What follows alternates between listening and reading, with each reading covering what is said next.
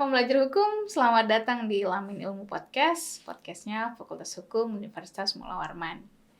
Edisi kali ini kita kedatangan, kayaknya tamu kita emang spesial terus sih, setiap pertemuan, setiap episode, khusus untuk para pembelajar hukum. Nah, kali ini kita akan berbicara mengenai yang rame kemarin di pertengahan bulan Januari, di mana ada, kita menyebut istilah, bukan istilah sih, tapi ada sejumlah kepala desa yang melakukan aksi demonstrasi di depan gedung DPR. Mereka menamai diri mereka adalah Asosiasi Pemerintah Desa Seluruh Indonesia atau APDESI, di mana mereka melakukan aksi turun ke jalan dan ada sejumlah tuntutan yang mereka sampaikan kepada di depan gedung DPR. Nah, menyoroti hal tersebut, sebenarnya kita hari ini akan berdiskusi apa sih sebenarnya yang mereka soroti, apa sih sebenarnya yang mereka inginkan. Nah, untuk membahas hal tersebut sudah hadir di studio Lamin Ilmu Podcast ada Ibu Warkatun Najidah SHMH calon dokter. Assalamualaikum Bu Najidah. Waalaikumsalam warahmatullahi wabarakatuh. Selamat datang di studio Lamin Ilmu Podcast. Welcome.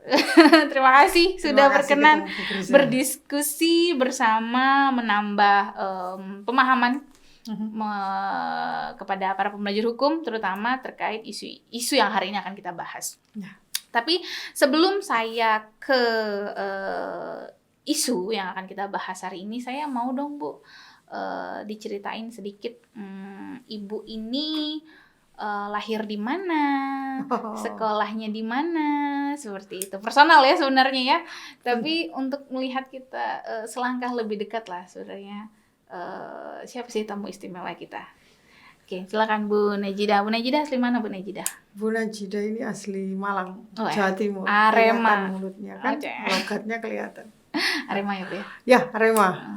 Lahir besar di situ Bu? Ya. Saya baru pindah ke Kalimantan Timur tahun 2008. 2008. Ya, dan jatuh cinta banget saya sama Kalimantan Timur. Oh ya, apa yang membuat Ibu jatuh cinta? Plural. Ya, di sini kita hidup dengan bermacam-macam suku, tapi it's okay. Saling support satu sama lain, dan perkembangan Kalimantan Timur luar biasa. Dan penuh tantangan memang untuk hidup di luar Pulau Jawa. Untuk mempelajari sesuatu, terutama hukum. Adakah perbedaan signifikan gitu antara hukum yang berlaku mungkin yang Ibu pelajari dulu terus melihat potret Kalimantan, apa yang menjadikan itu tantangan menurut Ibu? Banyak sumber daya alam di Kalimantan Timur yang akhirnya juga menjadikan tata kelola, tata hidup, berbudaya di sini itu berbeda. Bukan kalau pakai teorinya si Farel ojo dibanding-banding ya kan gitu. Tapi tidak, sungguh di sini bagaimana saya akhirnya bisa melihat bagaimana sih masyarakat itu bertahan hidup dengan kehidupan yang di tepi Sungai Mahakam yang panjang dari hulu hingga hilirnya bagaimana. Terus di tepi-tepi di pantai, begitu juga yang masyarakat desa yang di dalam hutan, secara hutan Kalimantan begitu kan. Itu mereka memiliki kearifan lokal sendiri. Dan karena saya mengajar hukum pemerintahan desa, saya juga melihat bagaimana desa di Kalimantan Timur itu juga bergerak dinamis, mengejar ketertinggalannya, bagaimana juga bermasyarakat dengan kesukuan yang berbeda-beda, semacam itu ritmisnya itu berbeda. Dan tentunya sumber daya alam yang melimpah di Kalimantan Timur ini menjadikan tantangannya itu berbeda, karena kita juga berjibaku dengan perusahaan, dengan ada eksploitasi, ada desa yang harus bertahan hidup, ada lingkungan alam yang harus dipertahankan dan lain sebagainya. Tantangannya di situ. Tantangan paling menurut besar. Saya. Tantangan paling besar.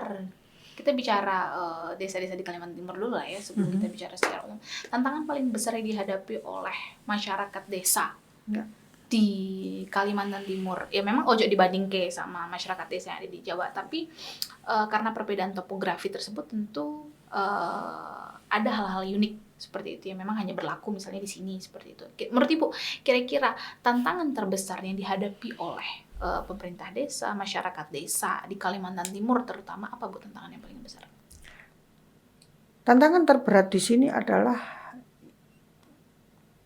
kalau kita kenal desa itu sebagai komunitas yang selalu bersama ya, komunal semacam itu. Mulai ada pergeseran dan berbenturan dengan ranah-ranah privat. Nah, misalnya dulu yang bagaimana kebun itu dikerjakan dengan berkelompok, dengan ya sudah terstruktur stelsel di masyarakatnya. Hari ini juga harus berhadapan dengan perkebunan kelapa sawit yang dikontrak sekian tahun, yang tunduk pada hukum-hukum perjanjian semacam itu. Apakah itu merubah tatanan masyarakat? Pasti itu akan merubah tatanan masyarakat.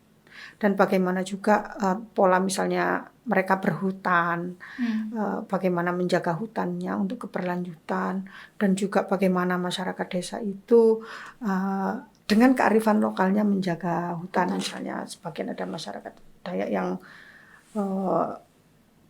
ladang berpindah semacam itu akhirnya juga harus berhadapan dengan industrialisasi kayu dan lain sebagainya. Tantangan terberatnya di situ, sehingga tidak boleh tidak masyarakat desa itu harus tahu, mengenal hukum, apa yang boleh dan apa yang tidak boleh dan lain sebagainya, apa yang menjadi hak dan apa sekaligus juga menjadi kewajibannya semacam itu. Hukum adalah communal society yang justru di situ adalah kekuatan masyarakat kita untuk bisa mandiri, untuk bisa punya ciri khas dan untuk bisa hidup rukun dan lain sebagainya. Seberapa besar peran perangkat desa dalam menghadapi tantangan tersebut menurut Ibu? Wah, besar. Ya. Pasti leading sektornya di pemerintah desa. Karena beliaulah yang memiliki kewenangan, para pemerintah desa. Dan harus bisa menghasilkan sebuah sistem pembangunan pemerintahan desa yang sistemik dan partisipatif. Karena desa sudah dari sononya itu sifatnya itu komunal. Apa-apa dirapatkan, apa suka yang gotong royong, diselesaikan bersama, atau paling tidak diberitahu semacam itu. Bukan lagi part to part, bukan lagi para pihak. Nah, kadang-kadang kita berbenturan di situ, seolah-olah ada para pihak. Bukan lagi stakeholder yang diadakan. Para pihak dengan stakeholder itu berbeda. Dan masyarakat Kalimantan Timur itu masih sangat hidup yang namanya tokoh adat. Di sebagian desa mungkin sudah enggak. Ada di luar ya, ada tokoh masyarakat itu. Tapi ini berbeda. Tokoh adatnya masih ada. Tatanan masyarakatnya masih ada. Bahkan pengakuan terhadap namanya tanah adat juga masih ada semacam itu. Dan hutan-hutan itu dipelihara dengan cara-cara mereka. Kalau kita lihat kan sebenarnya kepala desa mungkin kita bisa menggunakan istilah jembatan lah ya. Jembatan antara kepentingan pembangunan dengan kepentingan masyarakat. Nah, bagaimana Ibu melihat potret-potret perangkat desa yang ada di Kalimantan Timur saat ini? Apakah itu cukup untuk menjembatani antar benturan-benturan kepentingan antara hal tersebut? Gini, memang desa itu punya yang namanya otonomi desa, otonomi asli. Kenapa dia dinamakan otonomi asli itu juga panjang ya, berbeda dengan otonomi daerah. Beda ya Bu? Ya, berbeda. Sudah dari sononya desa itu memiliki otonomi asli. Self-government community. Dia bisa mengurus dan mengatur. Makanya di desa itu ada pilkades. Kalau di kelurahan kan tidak ada. Iya, betul. Kenapa di situ juga ada BPD, permusyawaratan desa. Jembatannya itu adalah mereka. Mereka punya wakil-wakil. Ya kan? Untuk bisa menjadi jembatan itu tadi. Kepala desa itu seharusnya menjadi eksekutor. Apa yang namanya juga eksekutif ya. Dia eksekutor untuk apa yang diinginkan oleh masyarakat begitu. Sehingga jelas roh dari otonomi asli terhadap masyarakat yang komunal semacam ini tidak boleh tidak harus partisipatif. Dan partisipatifnya jangan partisipatif yang abal-abal yang semacam hari ini, oh ya ada diskusi tapi yang diundang itu aja, ada rapat tapi yang diundang ya ini itu aja. No, meaningful partisipatif itu harus hidup di desa. Karena kalau tidak, itulah proses yang akan memecah belah, membuat beriri, dan justru akan membuat desa itu tertinggal itu karena tidak full, tidak meaningful partisipatif. Oke, Bu, saya geser ke isu yang sekarang lagi ramai. Masa jabatan.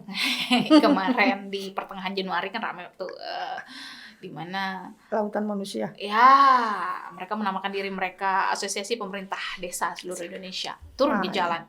Ya.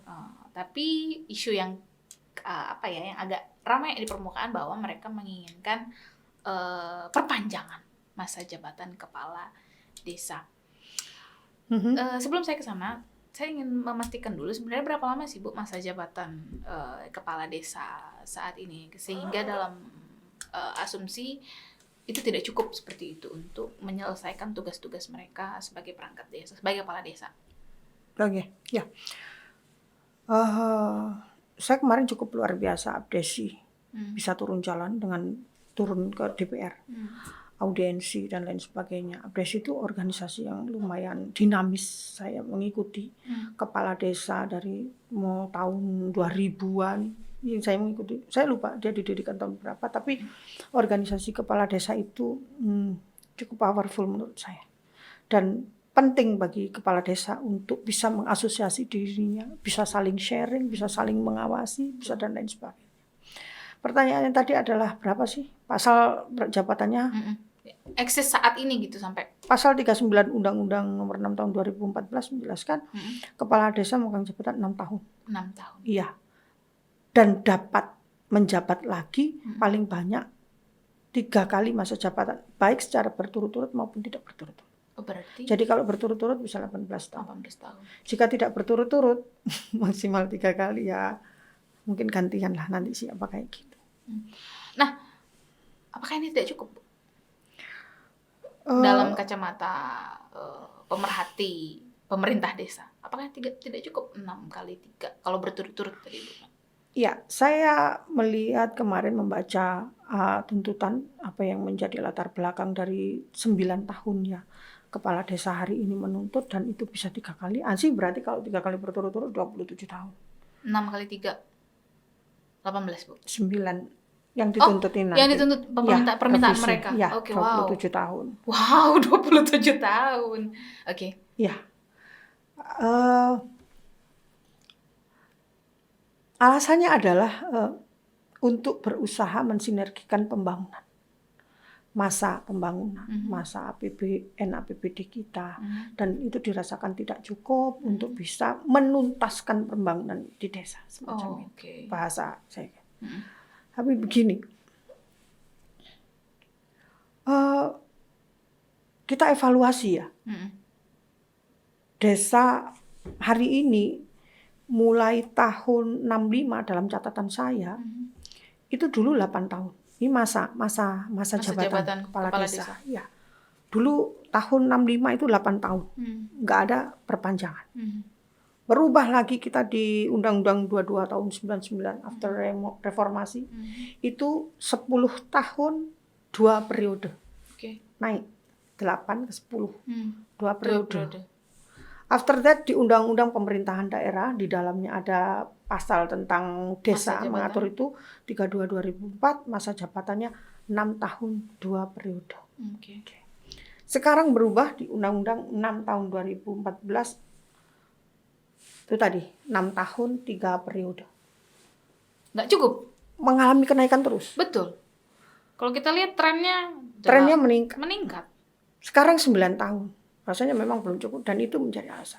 Saya mau bicara kalau gitu tidak cukup kita bicara di masa jabatan saja. Kita harus merefleksi diri apa itu pembangunan desa. Saya melihat tahun-tahun yang lalu 400 triliun di Kementerian Keuangan itu digelontorkan untuk pembangunan desa. Untuk desa seluruh Indonesia. 400 triliun. Iya. Sukses atau tidak? Ya tentunya banyak sekali istilahnya evaluasi. Kita hari ini masih banyak stel-stel yang namanya desa tertinggal. Ada 3 kategori di desa. Ada desa tertinggal, ada desa berkembang, dan ada desa mandiri. Pertanyaannya, apakah tidak ada desa yang sukses di tahun-tahun kemarin? Ya, Tentunya betul. ada. Dan saya melihat banyak sekali sukses story desa yang membangun dalam kurun waktu 5 tahun, 6 tahun, cukup banyak. Cukup banyak. Cukup banyak. Setiap tahun itu ada award untuk desa-desa yang sukses dalam melaksanakan otonomi aslinya. Bagaimana misalnya contoh yang terakhir, desa Sekapuk, Di Jawa mana itu? Timur misalnya. Jawa Tengah lebih banyak. Desa-desa Bali mandiri. juga semacam itu. Dengan masing-masing potensinya. Pariwisata, pertanian, ya kan, sumber air, perkebunan, luar biasa. Sekapuk itu, ambil contoh ya, satu. Ini masih satu. UMKM-nya yang dinaungi itu ratusan, Pak. Seingat saya di atas 200 sampai 300 UMKM yang dibina di desa-desa oleh BUMD. Oh, jadi Dia punya bisnis air, pariwisata, dan lain sebagainya. Apakah itu? pembinaan terhadap UMKM. Iya, banyak sekali desa-desa yang meningkat. Saya belum ngobrolin desa yang nggak sukses gitu. Nanti aja itu. Yang sukses dengan masa jabatan 6 tahun ini loh banyak.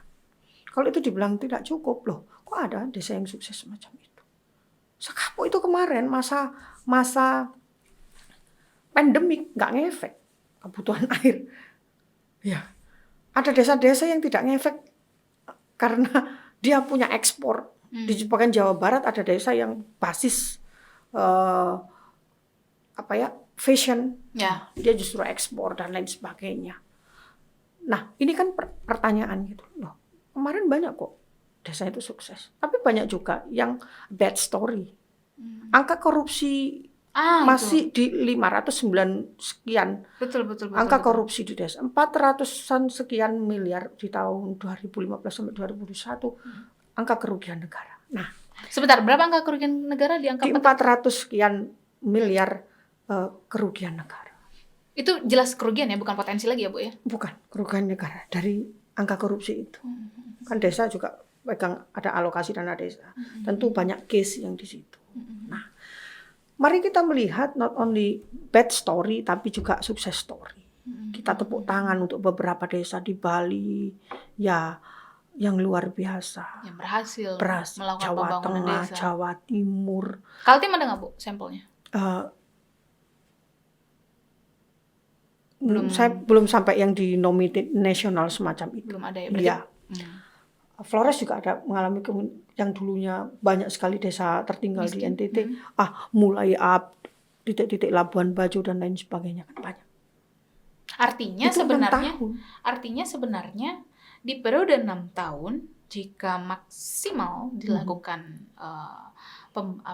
strategi yang dilakukan kepala desa itu buahnya nampak ya, Bu ya. Nah, itulah pertanyaan yang harus kita usulkan hari ini. Hari ini saya kemarin lihat tahun politis gitu.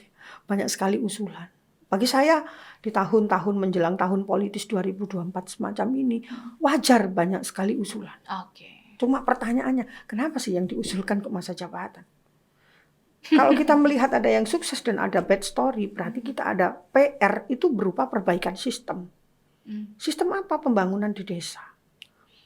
Apa yang menjadi core kira-kira sistem pembangunan desa? Apa yang perlu dievaluasi, yang diperkuat seperti itu agar sukses story ini tidak hanya diambil atau dinikmati oleh desa-desa yang tadi sampel yang Ibu ambil adalah desa-desa di Jawa Timur, Jawa Tengah seperti itu. Flores juga ada. Flores seperti itu. Juga ada. Apa kira-kira sistem yang bisa diciptakan agar kita nggak usah ngomong tentang berapa lama masa jabatan, tapi seberapa efektifkah masa jabatan itu untuk mendorong pembangunan desa?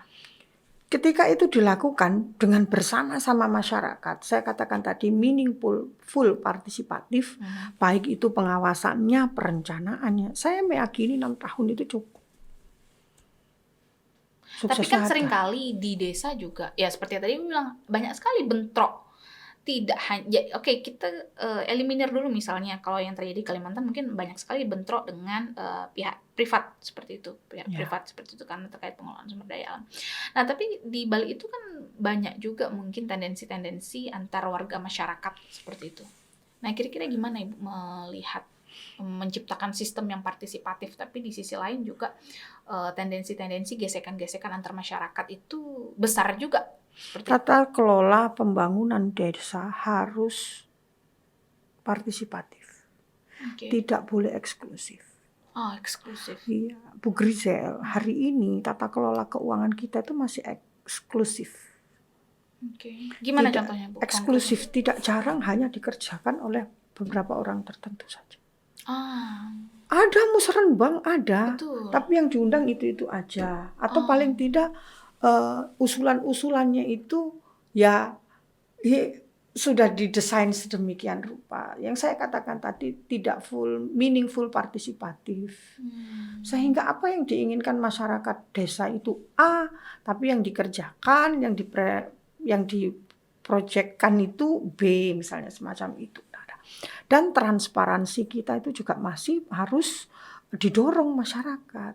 Bagaimana sih masyarakat untuk bisa trust terhadap misalnya pemerintah desa, BUMDesnya, dan mungkin ada pihak ketiga yang support dalam pembangunan desa. Kalau transparansinya itu masih kurang, misalnya semacam itu. Bahkan kalau ada yang berkasus-kasus kayak gini itu kan mengurangi trust masyarakat. betul. Semacam itu. Kita lihat Nah, beritanya di angka yang tadi Ibu sebutkan 400 triliun untuk desa.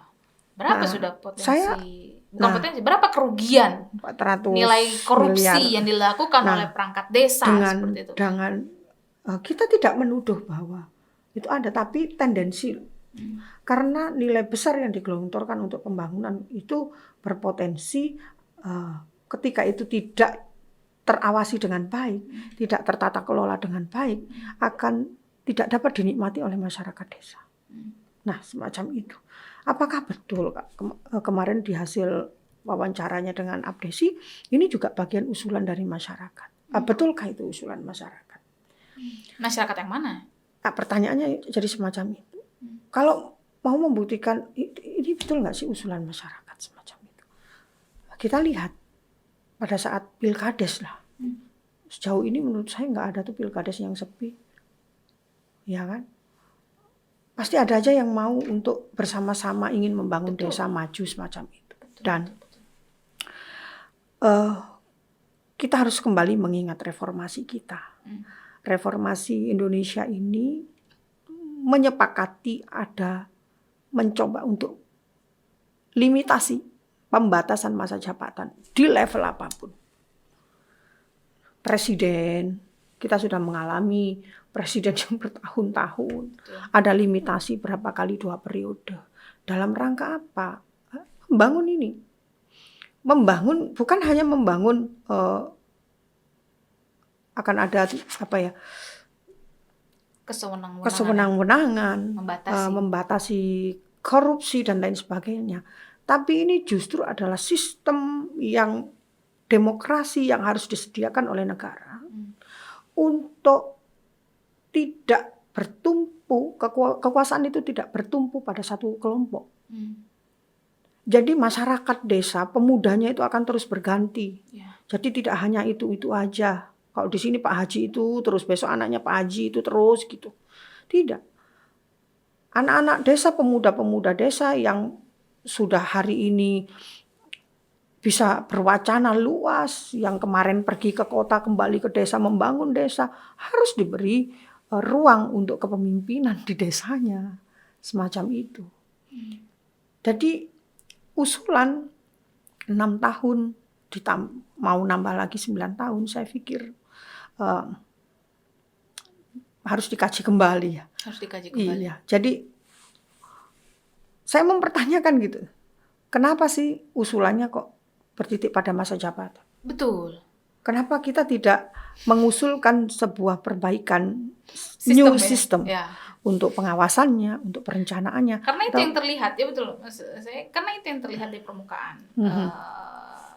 Titik poinnya adalah perpanjangan masa jabatan Kades itu. Padahal kita tahu sebentar lagi 2024. Nah, apa yang sedang terjadi seperti itu? Kenapa mendekati 2024 seperti itu? Muncul permintaan usulan ini seperti itu. Apakah Apakah ada bagaimana Ibu melihat apakah ada tendensi ke arah situ? Saya melihat secara politis, apalagi kemarin juga ada suaranya untuk mendukung kembali presiden petahana hari ini. Perpanjangan masa periode. Dari sudut pandang politik, kepala desa hari ini juga menjadi ujung tombak suara di desa. Ya, siapa yang mengetahui kalau tidak bukan kepala desa ya? Iya, di Berapa situ. jumlah Sehingga potensi hari kantong-kantong ini suara? kepala desa memang juga punya daya tawar yang cukup tinggi. Daya tawar. Ya, daya tawar politis. Kalau mau suara yang dari desa saya, ya it's okay. Wow. Harus begini syaratnya. Tapi permohon, ya polarisasi yang semacam ini, yang di sini membutuhkan suara, yang di sini menyediakan suara, polarisasi semacam ini tidak sehat. Dan gejala ini ada menjelang tahun politik. Saya melihat ada beberapa gejala untuk penambahan masa jabatan, isu, dan itu dibahas yang secara serius di wakil rakyat kita. Penambahan masa jabatan presiden. Sekarang masa jabatan kepala desa. Kemarin ada, walaupun yang gelontor itu cuma 1-2 orang, tapi isu itu terlempar dengan baik, penghapusan gubernur misalnya semacam itu. Ini tahun politik yang semua membahas tentang masa jabatan. Masa jabatan itu tidak bisa menjawab apa problematika sistem di desa hari ini. Problem kita tidak pada masa jabatan, tapi problem kita adalah bagaimana kita menciptakan sistem yang meaningful, partisipatif, pengawasan yang bertanggung jawab, semacam itu. Memang problemnya pilkada sedikit? Enggak, banyak problem pilkades.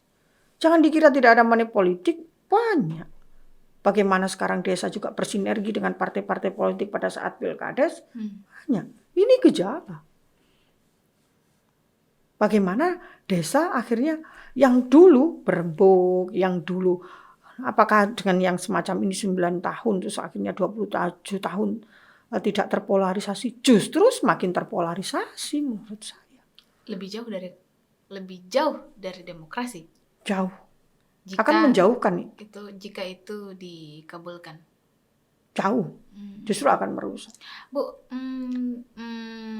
banyak juga isu-isu yang merebak bahwa sebenarnya core-nya itu bukan di masa jabatan, tapi memang perlu ada beberapa perubahan di undang-undang desa sendiri.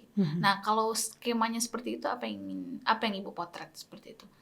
Kira-kira hal-hal apa yang dalam undang-undang desa saat ini tidak maksimal sehingga perlu adanya revisi, terlepas dari mereka menginginkan revisi masa jabatan tersebut?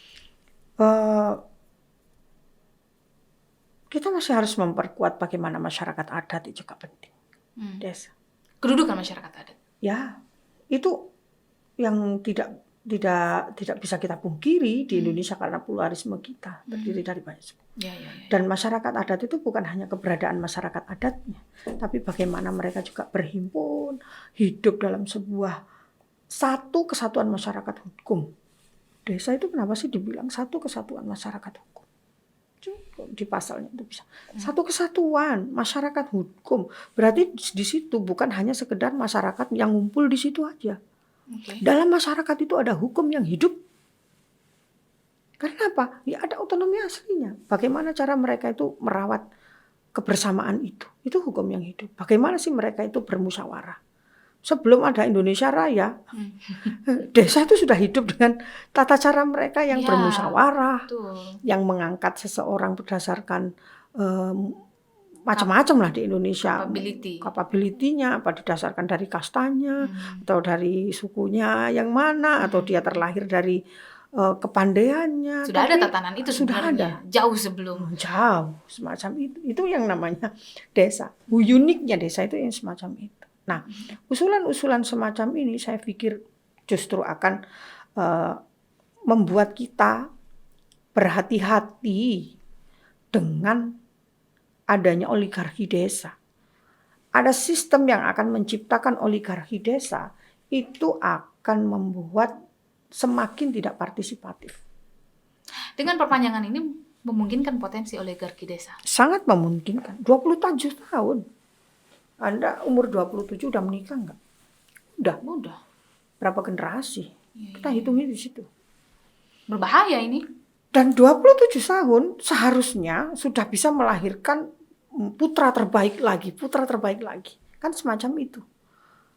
Tongkat estafetnya belum diberikan sehingga antrian di belakang. Apakah ini justru akan menimbulkan tidak rukun dan lain sebagainya? Justru menimbulkan tidak rukun menurut saya. Tapi itu banyak terjadi. Ya, sekali lagi, apa sih yang sebenarnya tadi pertanyaannya Bu Grisel? Apa yang sebenarnya hari ini harus titik tekankan, harus diperbaiki? Betul. Pertama ya tadi, misalnya kita masih punya PR tentang masyarakat hukum adat.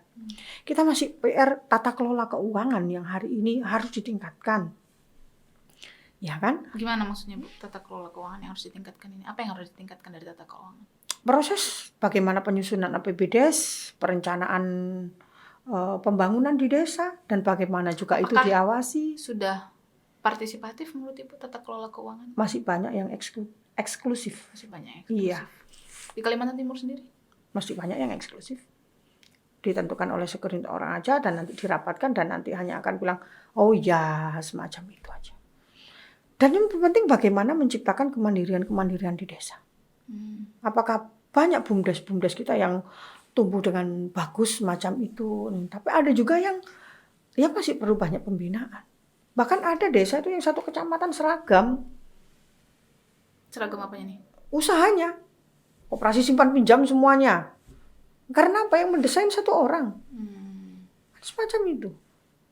Jadi desa dengan hari ini kewenangannya bisa mengurus dan mengatur rumah tangganya sendiri dalam hal ini, itu seharusnya menumbuhkan kreativitas, menumbuhkan potensi-potensi desanya yang ada. Kita melihatlah bagaimana kinerja Kemenkraf, ya kan, Kementerian Ekonomi dan Kreatif untuk satu desa, satu village itu satu potensinya apa kayak gitu. Kementerian Keuangan, ya pengembangan dan lain sebagainya.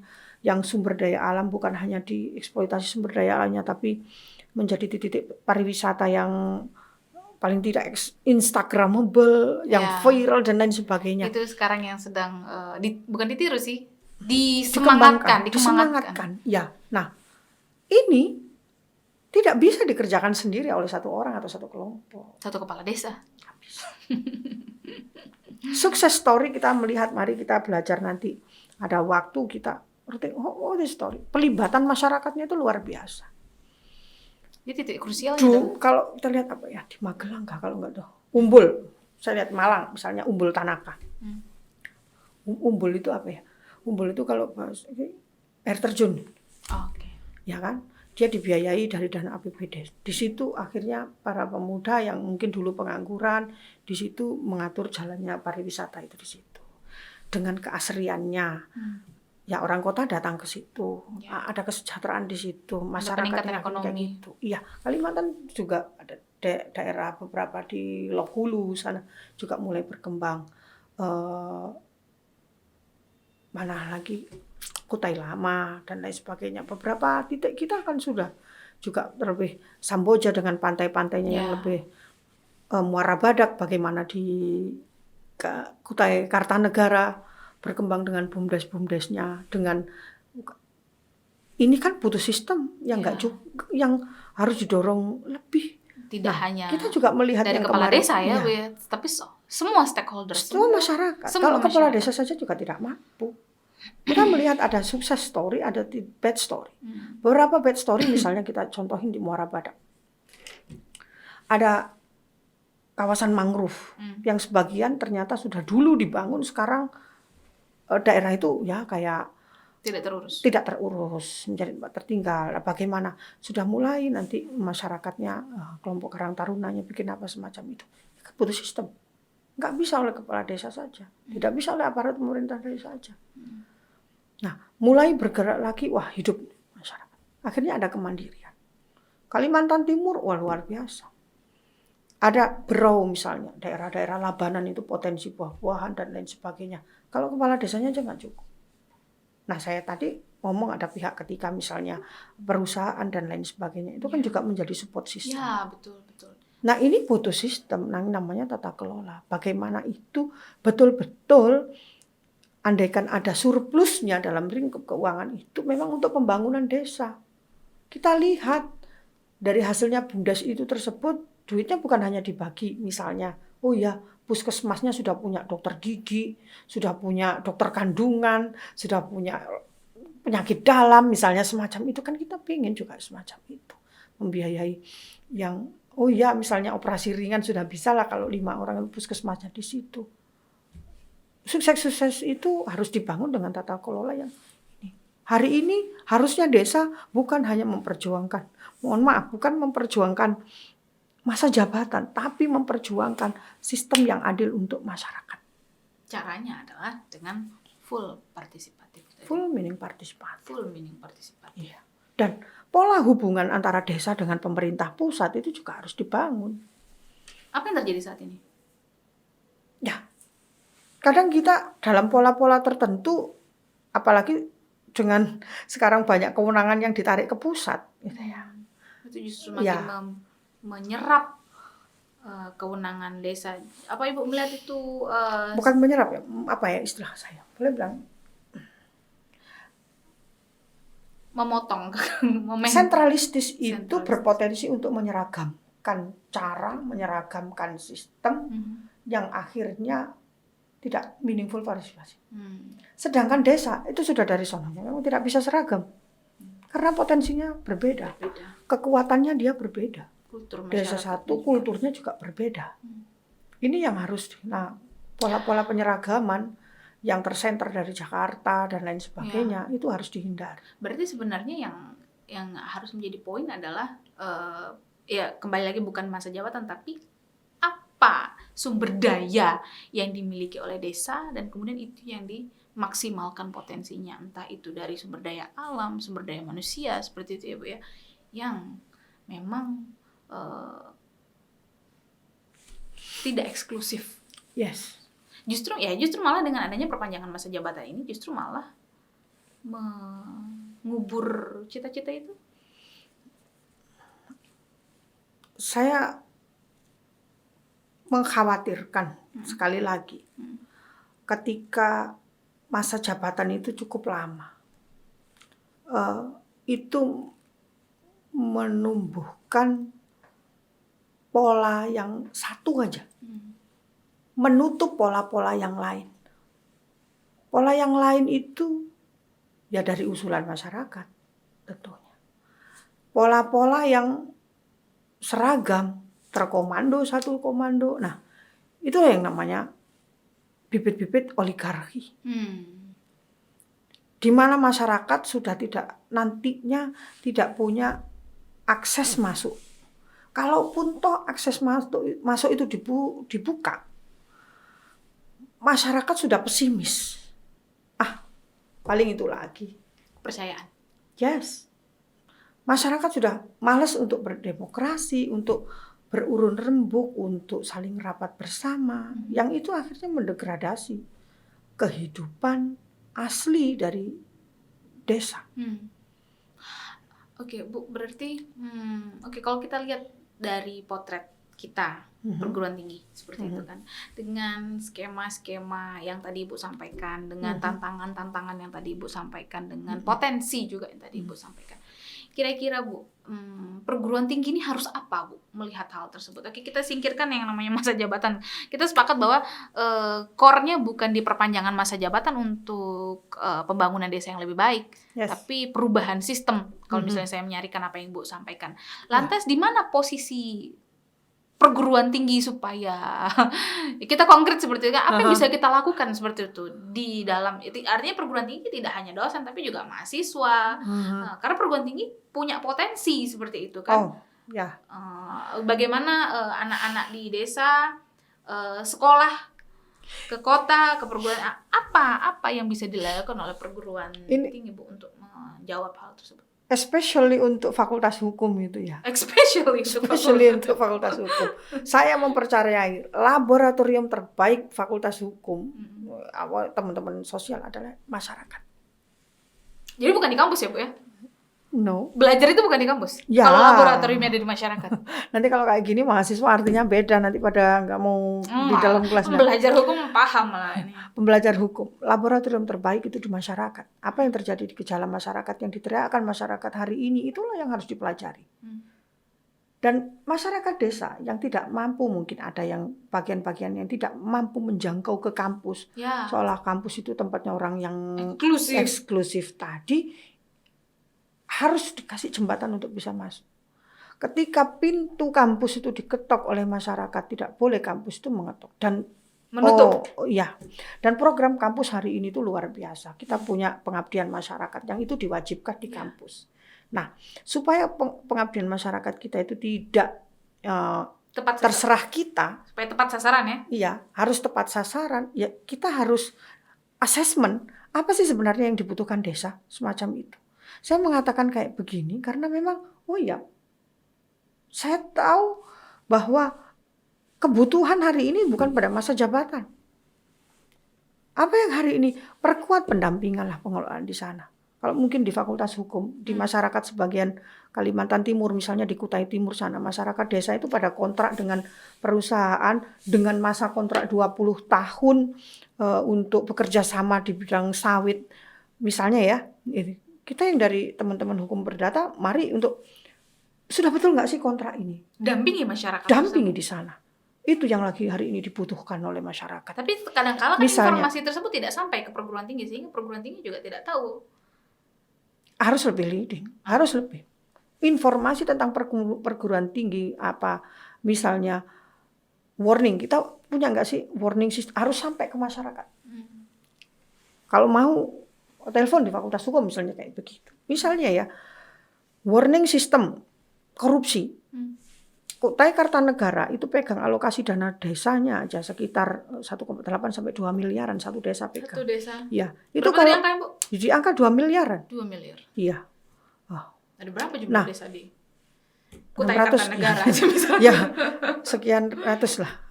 Itu apa sih yang boleh? Jadi yang diajarkan kan bukan hanya bagaimana membuat laporan keuangan dan lain sebagainya. Itu penting banget, tapi warning system supaya Anda tidak korupsi. Boleh belok anggaran, tapi kalau beloknya caranya bagaimana? Ya kan, apa itu yang namanya kerugian negara? Beloknya kemana? Kan gitu kan, mesti ada dalam pola pembangunan itu kan mesti ada yang nanti anggaran itu posnya ini tidak jadi dibutuhkan, ada namanya perubahan anggaran dan lain sebagainya. Apa yang tidak boleh secara hukum sehingga orang tahu. Tidak sampai kejadian yang tidak Anda diperiksa KPK lah, dipanggil kejaksaan lah. 2022 600 kasus korupsi yang melibatkan perangkat desa. Di masa periode 6 tahun. Perguruan tinggi harus berperan di situ untuk warning system, mengajarkan mereka punya warning system. Nah, kenapa ini tidak diteriakkan gitu? Kita bukan hanya sekedar untuk memakai good governance, bagaimana transparansi, itu harus dipelajari. Agar pencegahan juga penting. Ya. Dan masyarakat harus menyadari itu sebagai sebuah kebutuhan. Karena bukan duit kecil hari ini di desa. 2 miliar. 1 tahun. Itu yang terjadi hari ini. Dan kalau tadi saya lihat kan, kenapa saya jadi bertanya gitu kan. Dulu 8 tahun, ningkat 10 tahun, 6 tahun 2 periode, 6 tahun 3 periode. Bahasa kita sekarang mau naik 9 tahun, ini mengalami naik terus. Ngelunjak amat sih sama 9 tahun. Bahasa anak muda jadi kayak gitu.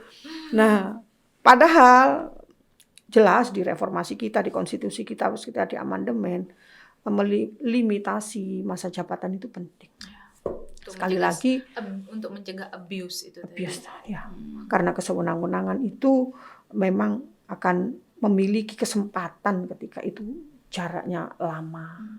Oke, Bu, uncontrolled dan lain sebagainya. Saya konkret, saya mau konkret misalnya, benar nggak sih, bagaimana, ada nggak sih Bu sistem di, misalnya kita ambil Fakultas Hukum sendiri, ada nggak sih Bu sistem yang digalakkan seperti itu, atau skema-skema yang digalakkan oleh Fakultas Hukum untuk sebagai early warning itu, sudah ada belum Bu program-program atau apa di Fakultas Hukum sendiri? Banyak.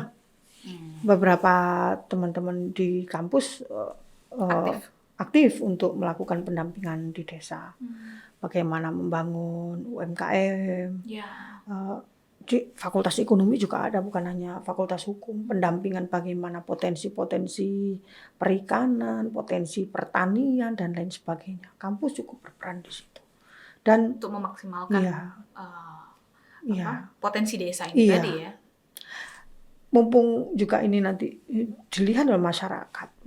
Kok misalnya fakultas hukum ya, BPD-nya gitu. Kan banyak tuh yang nggak bisa bikin perdes. Datang ke fakultas hukum. Ya datangnya jangan 1, 2 orang gitu, 10 orang. Ya kita belajar di coaching bareng gitu. So, bagaimana membuat SK? Saya pernah kok ada masa jabatan kepala desa datang gitu, Bu, bikin SK yang betul itu ya apa sih supaya nggak salah-salah. Bikin surat keputusan.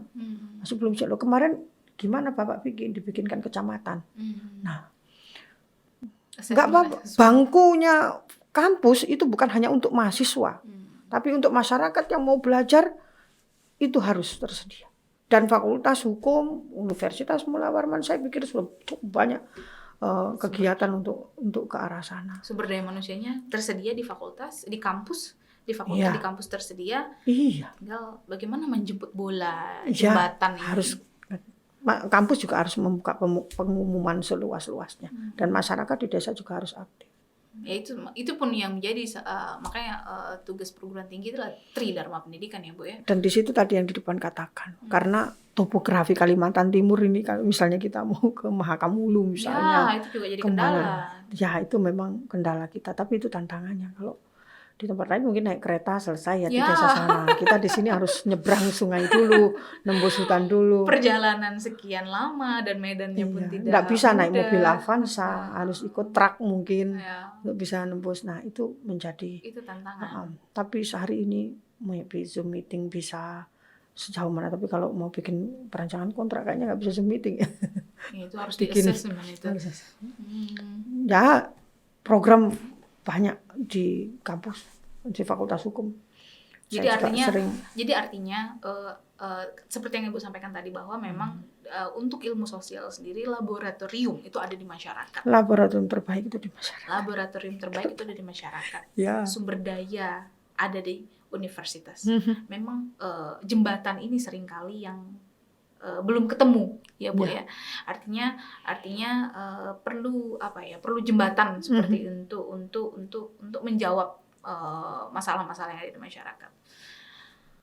Luar biasa sekali Bu diskusi kita hari ini. Tapi sebelum ditutup, apa closing statement yang ingin Ibu sampaikan terkait